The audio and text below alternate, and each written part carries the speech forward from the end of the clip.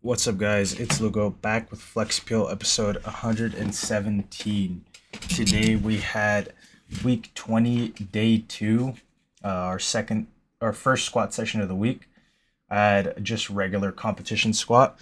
Coming into this session, my knees were a little bit cold because I showered before the gym and the water was not as hot as I would have liked. It ended up being warm and I forgot to turn the water boiler on for long enough.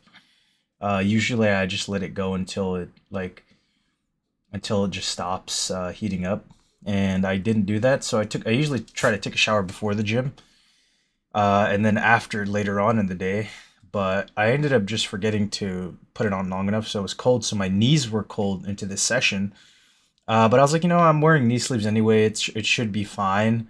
Um, and I think that I dropped probably a significant amount of weight from yesterday to today for whatever reason.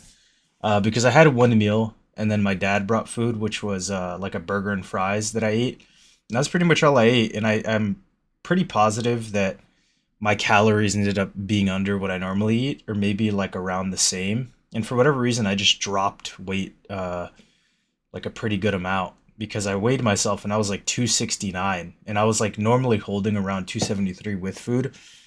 So I don't know what happened there, but it felt a little bit heavy. But as I started to warm up, the set started to feel really good.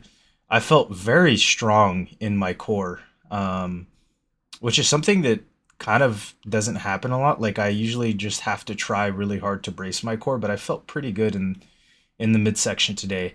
And as far as like the squats went, they felt smooth, fluid. Bar position still is a little bit wobbly, but the depth looks good, which was something that I was maybe struggling with a little bit in the prior weeks with adding knee sleeves back in. It's kind of a little bit hard to find depth, but I watch my sets and I'm like, okay, I just need to sink it a little bit more, but not like to where I'm losing, my tightness in the bottom of the hole, because that's a problem too. Is if I try to sink it too hard, I end up like wobbling my knees, and then I just end up leaning forward and then losing tension. But as far as it goes, these felt really, really good, and I'm quite liking the knee sleeves edition, especially with when I train, which is around 3:30 to 4 a.m. is when I actually start doing my sets.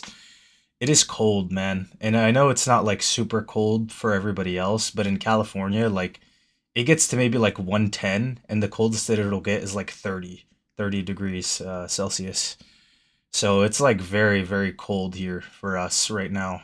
And it's kind of hard when I train to deal with that because it is, I don't want to layer up too much because I know if I get too warm, I'm going to start sweating and the sweat's going to make me get even colder. So I just train with a crew neck and just my shorts, and my sleeves have definitely been helping though. Um, and as far as everything else goes, I did change an accessory on this day, which was actually I think I changed like two and added one. I changed my pendulum to a leg press because I wanted to try. And initially, I was doing squat press, the Cybex one you could see next to the Smith to the right of it. But I kind of started to feel like a weird pressure in my lower back, not like directly in my lower back, but against my lower back, that I didn't really like. So then I tried leg press. I started warming up and I realized I have the back too high. So then I set it all the way down. Oh yeah, I added these too. These ab rollouts. I wasn't sure if I could do these yet, but it was a little bit tedious to do the planks because my planks are getting like I think I'm like at a plate for like 30 seconds, and I was like, man, I'm gonna try to do rollouts with a little bit of assistance right there. Some of the reps I let my feet go, but other ones here, like that one, I let myself hold the back to get a little bit more reps out of it. And looking at these are pretty good. I'm not letting anything collapse. But I was just filling out this leg press, and I realized after the first set I had my feet too low because it's pushing me up the seat, and I'm like holding the handles too hard. So at the second set, I put my feet up, which felt pretty significantly better. And another change that I made to leg press was before, like last year when I was doing leg press, I was like dead holding them, knees locked out, which doesn't worry me, but I realized, hey, I could sit here and I could do a 3 minute set, 2 minute set of leg press and get like 20 reps with pretty much any amount of weight. But is that really adding to the quality reps of the leg press rather than just maybe stopping a little bit shy of lockout and just keeping constant tension in my quads as much as I can? Probably not doing it's probably doing the same, and I don't have to put as much weight or, just sit there and have to breathe during reps. So I just tried to keep all the tension in my quads and maybe a little bit shy of lockout and just keep going. And it felt pretty good. And I've also been doing the same thing with all these other exercises, which is adjusting everything. Move the seat forward a little bit on these leg extensions. And I was trying out the other seated ham curl for a while because I was having difficulty maybe like a few weeks ago to, I think maybe like 2 months ago at this point with this leg curl, the hamstring curl.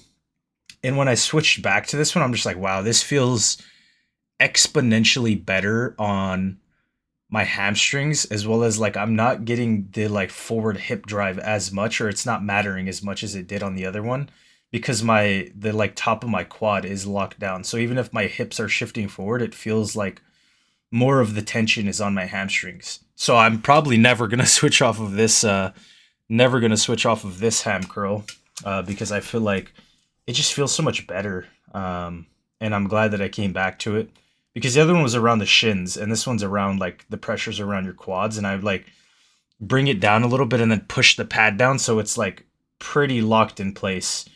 So I'm glad that I switched back to this. I'm always looking for ways to improve the exercise selection that I am doing before I switch them out. But the other one was kind of just getting a little bit tedious and it didn't feel all that good. It works though. I'm not gonna sit here and say that it didn't work because it definitely did. You could see I'm getting a ham drop here, but uh, I'm always looking to improve, even if it's just small things on exercises and trying harder. But the one thing that I didn't record that I added, the video is gonna end soon, but I added abduction. So I noticed when I was pushing out in the bottom of a squat, I felt like my glutes were weak and I felt like there was a weakness there. I just couldn't really prove it, but I also was like assess my physique sometimes and I'm like, dude, I feel like my glutes were bigger in the past and I've never done direct glute training besides maybe like some hip thrust that I did with a coach at some point.